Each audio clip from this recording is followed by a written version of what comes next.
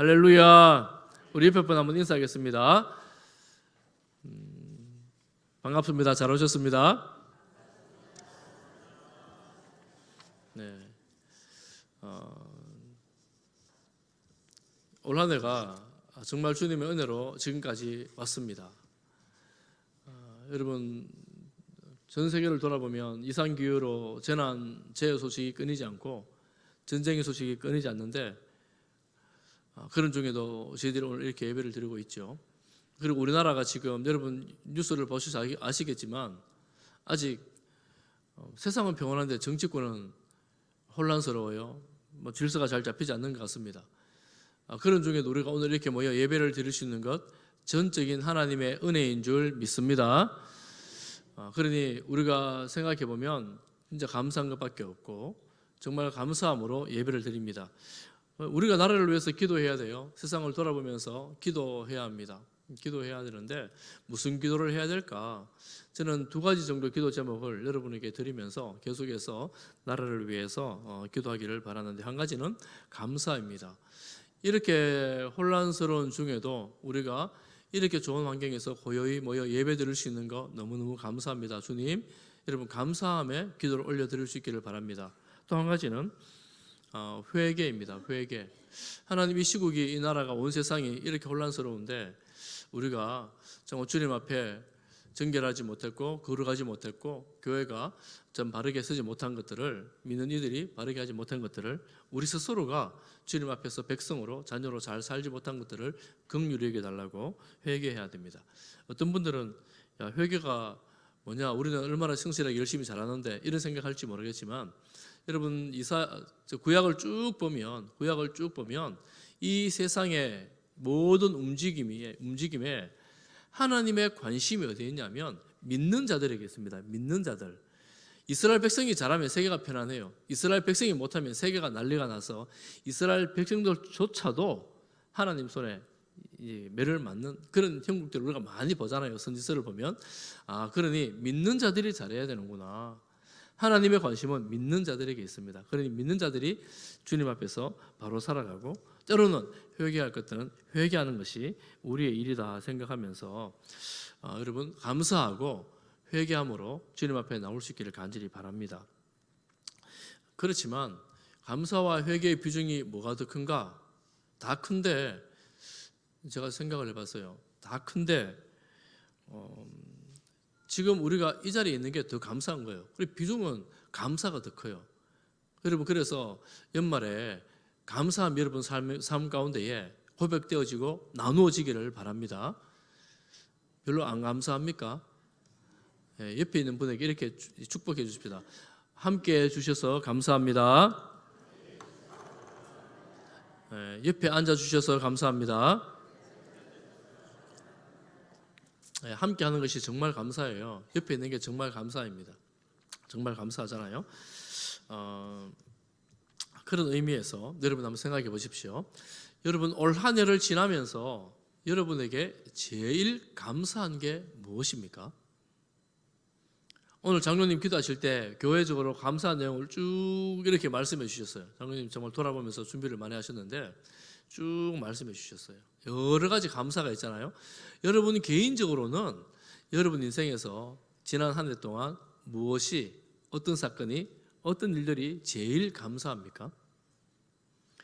여러분 그 감사를 마음에 새기시고, 여러분 소그룹하면 만나서 다 이 얘기 좀 하라 그러겠는데, 오늘 소그룹 모임은 아니지만 가장 가까운 사람들과 원래 나는 이게 너무너무 감사하다라고 이렇게 좀 나누시면 좋겠어요. 너무너무 감사하다라고. 그리고 또 한 가지 더 질문이 있습니다. 그것은 뭐냐면, 여러분 올 한 해를 지나면서 여러분 인생에서 야, 이건 정말 자랑스러운 일이야, 너무너무 잘된 일이야, 너무너무 좋은 일이야, 내가 정말 자랑스러워, 혹시 그런 일이 있으면 무엇이 있는지 한번 생각해 보십시오.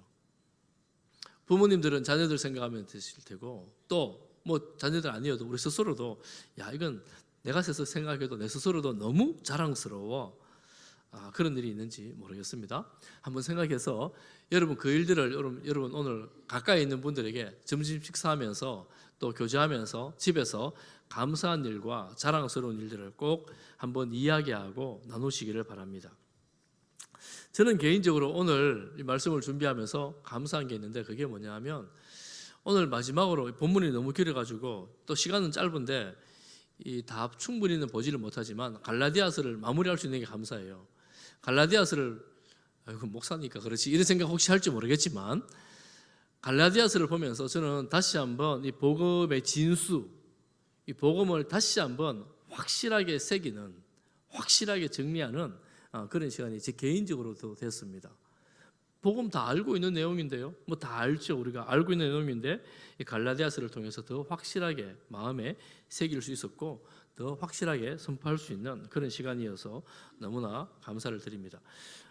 우리가 갈라디아서 볼 때 늘 말씀드렸지만 이 바른 복음으로 세워놓은 교회가 이단의 잘못된 교훈이 거짓 교사의 교훈이 들어와서 교회가 흔들흔들하는 중에 바울은 갈라디아 교회에 바른 복음은 이것이다라고 강력하게 구약과 모든 논리를 가지고 강력하게 선포한 내용이 바로 이 갈라디아서입니다.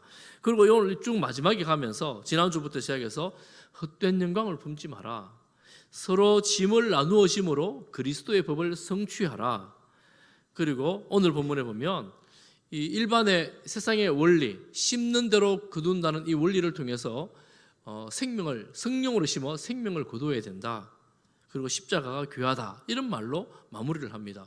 그리고 마지막에 총체적으로 말한다면 너희가 복음으로 살아야 된다. 복음으로 살아라. 이렇게 말씀하면서 마무리를 합니다. 그 복음의 삶이 무엇인가를 제가 오늘 잠깐 짧은 시간이지만 함께 나누려고 합니다. 첫 번째로는 이 세상의 자연의 원리를 가지고 말씀합니다. 심는 대로 거둔다 하는 거예요. 심는 대로 거둔다. 심는 대로 거두는 것은 모든 원리에 다 해당하는 건데 여러분 팥 심으면 팥 나면 콩 심으면 콩이 나잖아요. 모든 원리에 해당하는 건데 첫 번째로는 6절에 아주 독특한 교훈을 줍니다. 가르침을 받는 자는 말씀을 가르치는 자와 모든 좋은 것을 함께하라 이렇게 말씀합니다. 교회에는 가르치는 자가 있고 가르침을 받는 자들이 있습니다. 일반적으로 말하면 사역자들이 성도들에게 말씀을 가르치는 자라고 말씀할 수 있겠지요.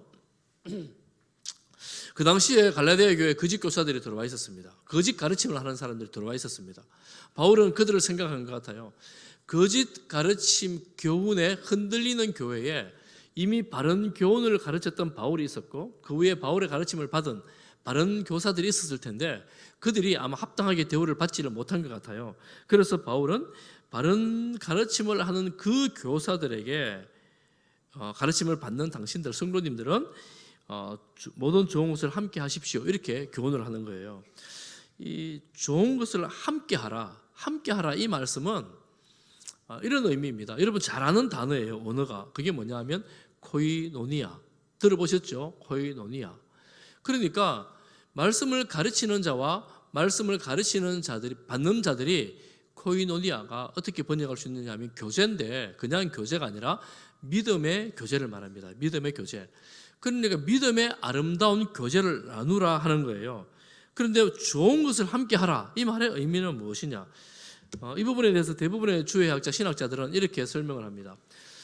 바울은 자비랑 사역을 했습니다. 자기가 텐트를 만들어 팔면서 자기의 생활비를 보충을 했습니다. 충족시켰고 오히려 사역할 때도 그 텐트를 만들어 팔아서 사역을 했습니다. 요즘 말로 하면 사역자의 그 이중직이라고 말할 수가 있어요. 사역도 하고 자기의 생업도 가지고 있고. 그런데 바울은 이 사실에 대해서 어떻게 말하느냐 하면 좋은 것을 함께 하라는 것은 말씀을 가르치는 사람들에게 생활할 수 있도록 필요를 채워주라 이렇게 말합니다. 이 단어의 의미는 이 사역에 대한 말씀을 가르치는 사역에 대해서 노동에 대한 대가를 지불하라는 세속의 원리가 아니라 세상의 원리가 아니라 여러분 이 원리도 배제할 수는 없지만 이 본문에서는 믿음의 교제로 필요를 채워주라 이런 의미라고 말씀을 할 수 있습니다. 바울은 다른 서신서에 보면 노동하는 자들에게 합당한 것들을 채워줘야 된다라고 말한 본문도 있습니다. 바울은 그럼에도 불구하고 이 교사들에게는 말씀을 가르치는 자들에게는 서로가 필요에게 합당한 것을 채워줘야 된다. 생활할 수 있도록 배려해야 된다. 이런 말씀이라고 정리할 수가 있습니다. 그러면 사역자들은 성도들은 이렇게 심는다면 사역자들은 어떻게 심어야 되는가? 주님의 마음으로 목자의 심정으로 바른 말씀을 바르게 가르쳐야 합니다.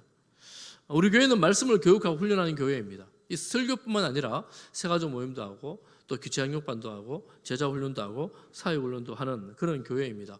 어쨌든 말씀을 바로 가르치고 말씀을 바로 배우는 것이 교회 안에서 정말 중요한 사역이다 하는 것을 오늘 말씀을 통해서도 알 수가 있습니다. 그러니까 교회의 사역자는 교회의 지도자로서 갖춰야 될 중요한 자질 중에 한 가지는 뭐냐면 하나님의 말씀을 바로 알고 바로 가르침으로 바로 가르쳐 줌으로 성도들이 하나님을 알고 하나님을 잘 섬기도록 하는 것입니다. 성도들은 어떻게 해야 돼요? 바른 가르침을 받아서 바른 말씀의 가르침대로 살아가야 된다는 거예요.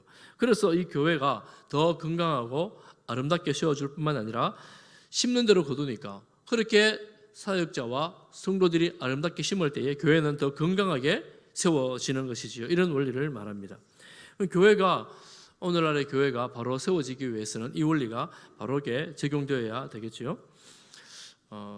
제가 말씀을 준비하면서 저희 교회는 저에 대해서는 이렇게 충분히 살 수 있도록 다 이렇게 배려해 주시고 해 주셔서 너무나 감사한데 부교육자 구하기가 굉장히 어렵거든요. 너무나 힘든데 예전에는 그저 헌신함으로 열정으로 섬기는 거지 이런 생각들이 있었는데 요즘에는 그렇지 않는 경향들이 많습니다. 이런 세상이 되었어요. 그래서 부교육자들이 교회들마다 구하기가 굉장히 어렵고 힘들대요. 부교육자들에게 합당하게 살 수 있도록 이렇게 배려를 해줘야 된다 하는 것이 이 교원 중에 또 한 교회인데 저희 교회도 잘 해드리지만 부교육자들에게 좀 더 잘해줄 수 있으면 좋겠다 이런 마음을 가지고 우리가 교회가 함께 더 잘 심는 그런 교회가 되기를 소망합니다. 이게 이제 심는 대로 거두는 원리의 첫 번째가 이게 나오고 두 번째로는 이 심는 대로 거두는 것에 대해서 스스로 속이지 말라 이렇게 말하죠. 하나님은 속지 않습니다. 조롱받지 않습니다. 사람이 무엇으로 심든지 그대로 거두리라. 하나님은 속이는 걸 알아요. 이 속인다는 게 뭐겠습니까? 내가 이걸 콩을 열심히 심었는데 콩을 심는다고 심었는데 팥이 났어요. 하나님이 팥 날 줄 몰랐겠습니까? 팥을 심은 거잖아요. 우리가 사역자든지 성도든지 사역자와 성도들 간에 이게 하나님이 속지 않는 것은 그의 마음과 그의 진정성과 또 성도들 역시도 마찬가지고 사역자 역시도 마찬가지고 성도들도 마찬가지입니다. 삶에 있어서 정말 하나님 기뻐하시는 그것을 심는지 헛된 영광을 심는지 지난주에 헛된 영광을 봤잖아요. 헛된 영광을 심는지는 하나님이 아십니다. 그리고 하나님께서 그에 합당한 열매들을 주실 거예요. 두려운 말씀이죠. 두려운 말씀이에요. 특히 사역자로서 두려운 말씀입니다. 하나님께서 아름다운 열매들로 건강한 교회들로 세워줄 것을 기대하면서 진실함으로 심어야 되겠지요. 그리고 이어지는 말씀에 성도들에게 이렇게 말합니다. 육체를 위하여 심는 자는 육체로부터 썩어질 것을 거둔다.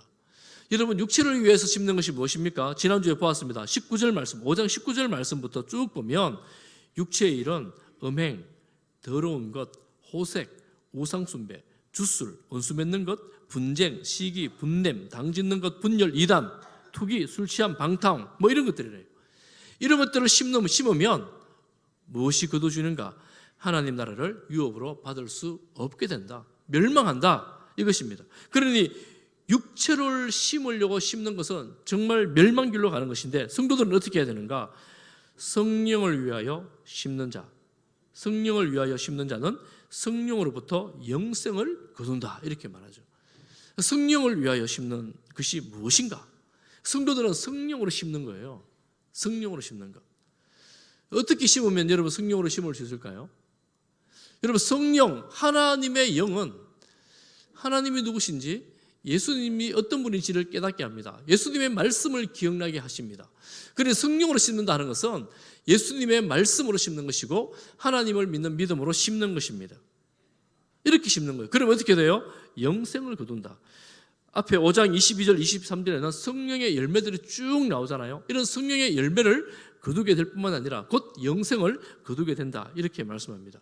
그럼 우리가 이 땅에 성도로 살아가면서는 이 육체로 심을 것이 아니라 육체의 욕망과 본성을 따라갈 것이 아니라 성령을 따라 심을 때에 영생을 거두게 되는 것입니다. 할렐루야. 사랑하는 성도 여러분, 우리가 신앙생활 평생 해나가야 되는데 우리의 욕심과 욕망을 따라 육체의 것을 심을 것이 아니라 성령으로 심는 지혜로운 성도들이 되시기를 축복합니다. 그런데 여러분 보면 내가 성령으로 주의 말씀을 쫓아서 주님의 몸된 교회를 섬기고 이웃에게 선을 베풀고 말씀에 순종하며 사역을 합니다. 사역을 할 때 기쁨이 있어요. 여러분 이런 기쁨들은 누려보지 못하는 사람들은 모르는 기쁨이에요. 주님의 인도를 따라 베풀고 나누며 섬기며 사역을 할 때 하나님 주시는 남들이 알지 못하는 기쁨들이 있습니다. 그런데 이 기쁨이 지속되기가 굉장히 어려워요.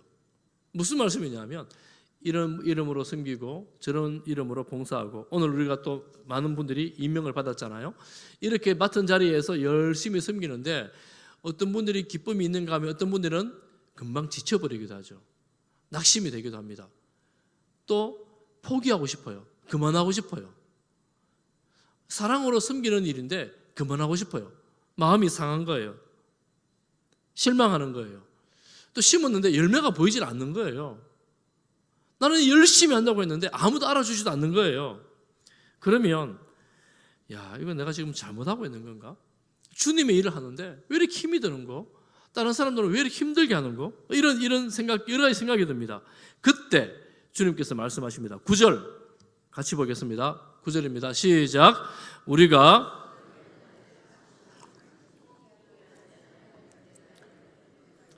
아멘. 우리가 주님의 일이라고 선하고 아름다운 일로 이웃을 섬기고 사랑하고 봉사합니다. 사랑으로 견디고 참아냅니다.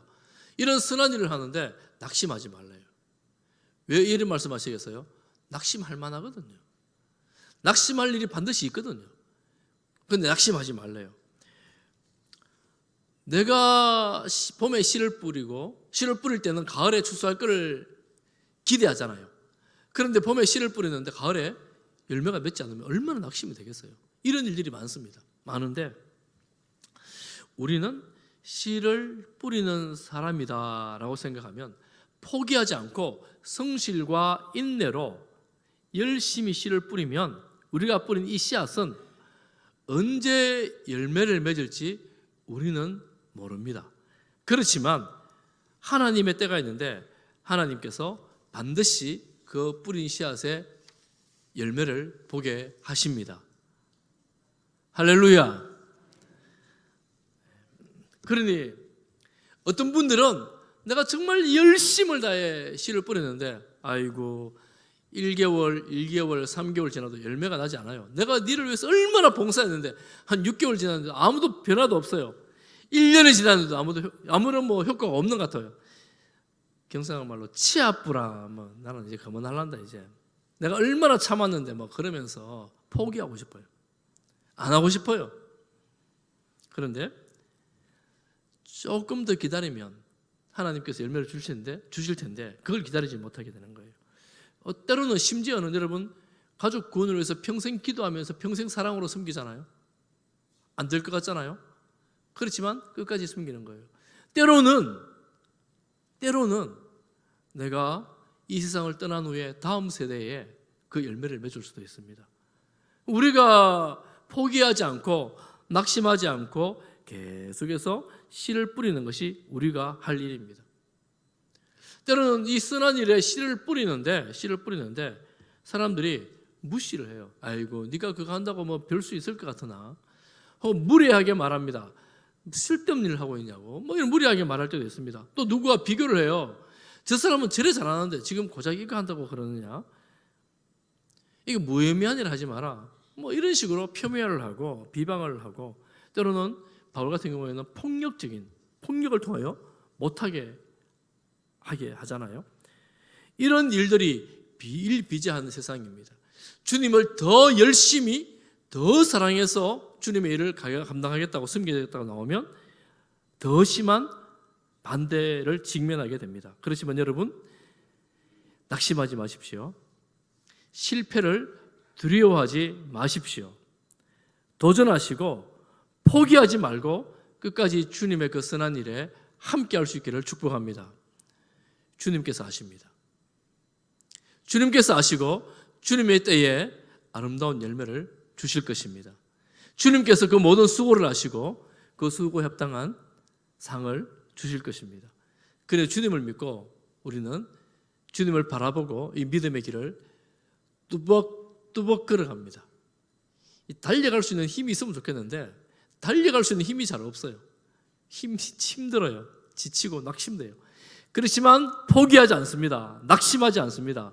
끝까지 주님과 함께 주님 앞으로 달려가는 성도들 되시기를 축복합니다. 아멘. 그런데 이렇게 심는 일에도 여러분 지혜가 있어야 합니다. 10절 말씀해 보니까 기회에 있는 대로 모든 이에게 이 착한 일을 선한 일을 해야 되는데 모든 이에게 착한 일을 해야 되는데 더욱 누구에게 먼저 해요? 믿음의 가정들에게 하는 거예요. 여러분 집에 아버지가 부모님이 있는데 자녀들이 여러 자녀들이 있는데 한 자녀가 좀 성공을 한 자녀가 좀 이제 잘 실패하고 잘 못 살아요. 그러면 성공한 아들이 저 실패한 동생에게 좀 나누어 주면 좋잖아요. 그런데 형제들은 안 챙겨보고 세상에 나가서 이것도 하고 저것도 하고 세상에서 엄청나게 펑펑 일한다고 하면서 집안을 안 챙겨요. 그러면 부모님 마음이 얼마나 섭섭하겠어요. 서운하겠어요. 형제들은 또 얼마나 서운하겠어요.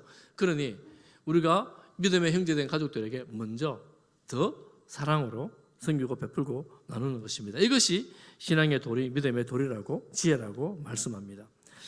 이것이 우리가 첫 번째로 복음의 삶을 살아가는 것이고 두 번째는 11절 이하의 말씀을 보면 내 손으로 큰 글자로 쓴다고 말하잖아요.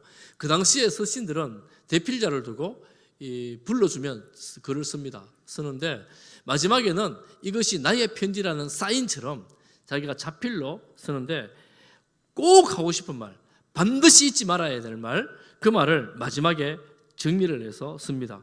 그러면 지금 바울은 이 갈라디아 서신의 마지막 부분에 그 내용을 쓰는데 그 내용이 뭐냐 하면 12절, 13절 이 말씀은 또 할례 얘기, 또 율법 이야기를 해요. 아니 이때까지 계속 할례와 율법 얘기했잖아요. 또 그 얘기를 합니다. 또. 그래 바울은 이게 너무너무 중요했던 거예요. 너희들이 지금 할례를 받아야지 구원받는다 그러는데 그거 아니다. 율법을 지켜서 구원받을 수 없다.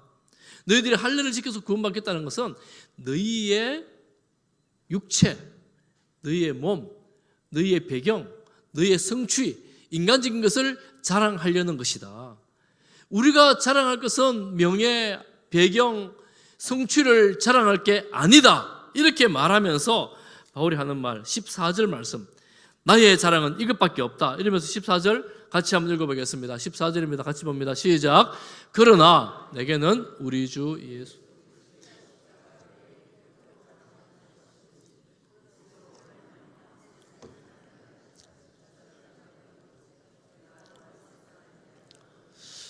바울은 무엇을 자랑한다 그래요? 십자가만 자랑한다 그러죠. 밑에 그리스도로 말미암아 세상이 나를 대하여 십자가에 못 박히고 내가 또한 십자가에 대하여 그러하리라. 이 말씀의 뜻이 뭐냐면 십자가 외에 다른 모든 것들은 못 박혀버렸다는 거예요. 못 박혔다는 말은 죽었다는 겁니다. 무의미하다는 거예요. 바울의 자랑은 십자가밖에 없다. 빌립보서도 그런 말씀 나오죠. 빌립보서 3장 7절 이하의 말씀에 보면 그러나 무엇이든지 내게 유익하던 것을 내가 그리스도를 위하여 다 해로 여긴다. 바울에게 유익했던 것이 뭐가 있었습니까? 바울은 학문적으로 성취를 완전히 이루는 사람입니다. 가장 좋은 학문적 배경을 가진 사람입니다. 가장 좋은 혈통을 가진 사람입니다. 유대인의 이스라엘 혈통으로서 로마 시민권을 가지고 있었어요. 그런 사람이 별로 없었습니다. 대단한 사람이었습니다. 사회적으로도 종교적으로도 그에 대해서는 존경받을 만한 모든 배경을 가지고 있었던 사람이 바로 바울이었습니다. 그렇지만 그 모든 것에 대해서 해로 여긴다. 해로 여길 이유는 3장 8절 말씀에 보니까 빌립보서 3장 8절에 모든 것을 해로 여기면 내 주 그리스도 예수를 아는 지식이 가장 고상하기 때문이라. 내가 그를 위하여 모든 것을 잃어버리고 배설물로 여김은 그리스도를 얻고 그 안에서 발견되려 함이니. 배설물은 바로 그거예요. 여러분 오늘도 갔다 오셨죠? 물 내려버리는 거 그거예요. 내가 가진 모든 이 배경들, 명성들, 세상적인 자랑거리들은 물 내려버리면 그만인 거예요. 오직 그리스도만, 오직 십자가만 나의 자랑이다. 여러분 자랑이라는 말이 의미가 무엇입니까? 여러분 자랑거리가 뭐예요? 자랑거리를 생각하면 괜히 기분 좋아지는 거예요. 와 대단한 일 했어. 괜히 기쁨이 생기는 거예요. 또 자랑거리 생각하면 다른 사람들에게 막 이렇게 얘기하고 싶은 거예요. 막 이야기하고 싶은 거, 그게 자랑거리예요. 바울은 그가 자랑거리가 그 몸에 가득 붙어 있는데 다 빼고 오직 예수 그리스도만 자랑하겠다, 십자가만 자랑하겠다, 이렇게 말하는 거예요. 여러분, 이게 복음적 삶을 살아가는 사람, 복음으로 살아가는 삶의 태도, 이것입니다. 뭐라고 말합니까? 15절 말씀에 바울에게 대해서는, 바울은 할례나 무할례나 아무것도 아니에요. 바울은 유대인이었기 때문에 할례를 받았습니다. 바리새인 된 사람으로서 할례를 받지 않으면 안 되기 때문에 할례를 받은 사람이에요. 할례를 받았는데 그게 아무것도 아니래요. 아무것도 아니래요. 그럼 뭐가 유효한가? 오직 새로 지으심을 받는 것만이 중요하니라. 새로 지으심을 받은 것이 뭐냐?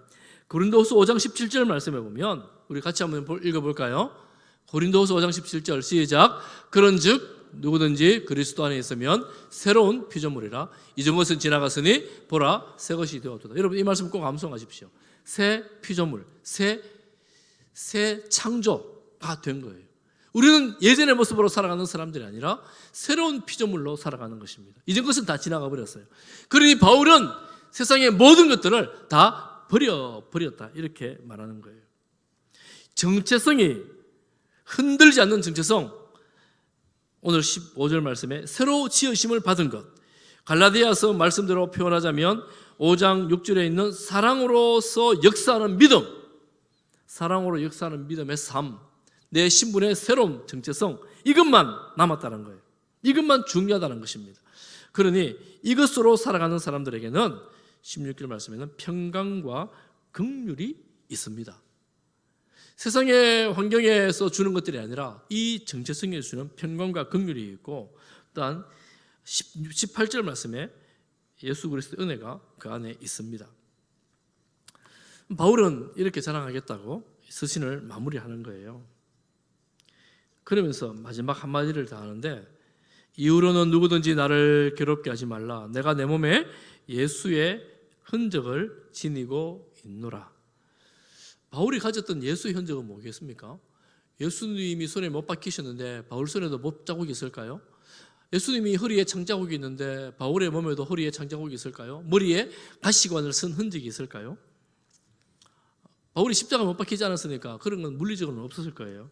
그렇지만 바울은 평생의 사역 중에 채찍에 맞고 감옥에 가고 죽을 뻔한 여러 번의 고비를 넘겼습니다. 그러니 사실 그 바울의 그 몸에는 이런저런 상처의 흔적이, 깊이 패인 상처의 흔적들이 많을 거예요. 이게 바울에게는 그에게 남아있는 예수님의 흔적이 되지 않았겠습니까? 여러분, 십자가는 세상에 나가면 비방을 받습니다. 때로는 모욕을 받습니다. 십자가는 세상에서 별로 인정받지 못합니다.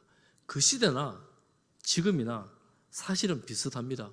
그 시대는 사형 틀이었기 때문에 비난의 대상이 되는 것이고, 오늘날에는 교회들이 세상으로부터 비난을 받는 게, 교회가 일부 잘못한 것이 있다고 볼 수 있지만 교회의 여러 가지를 보고 기독교인 자체를, 하나님을, 예수님을 비난하는 그런 세상이 되었습니다. 정치적이든 사회적이든 여러 가지 이유에서 교회는 별로 인정을 받지 못하는 세상인 것 같습니다. 여러분, 이런 세상에서 우리가 세상을 향하여 무엇을 자랑할 수 있겠습니까? 여러분, 세상을 향해서 무엇을 내놓을 수 있겠습니까? 내가 예수 믿고 이렇게 성공해서, 여러분, 이거 굉장히 좋은 자랑거리잖아요. 많은 사람이 그렇게 간증합니다.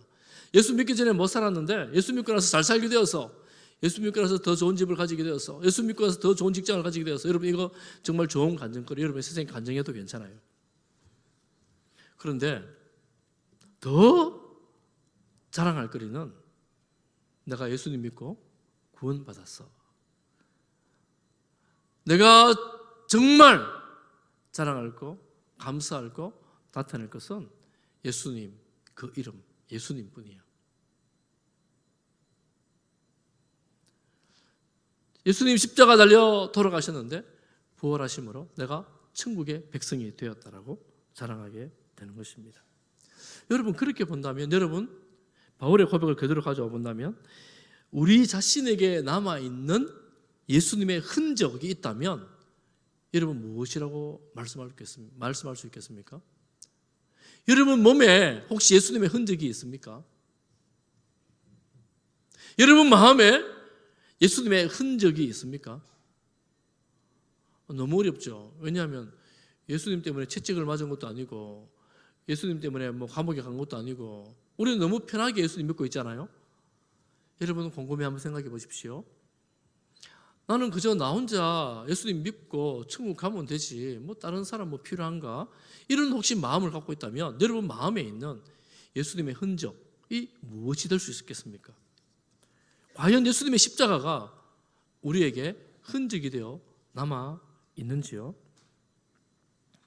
오늘 이 말씀을 여러분 마지막에 보면서 내 삶에, 내 마음에, 내 육체는 아닐지라도 내 마음에 예수님의 흔적을 하나라도 남기는 그런 삶이 되기를 소망하며 축복합니다.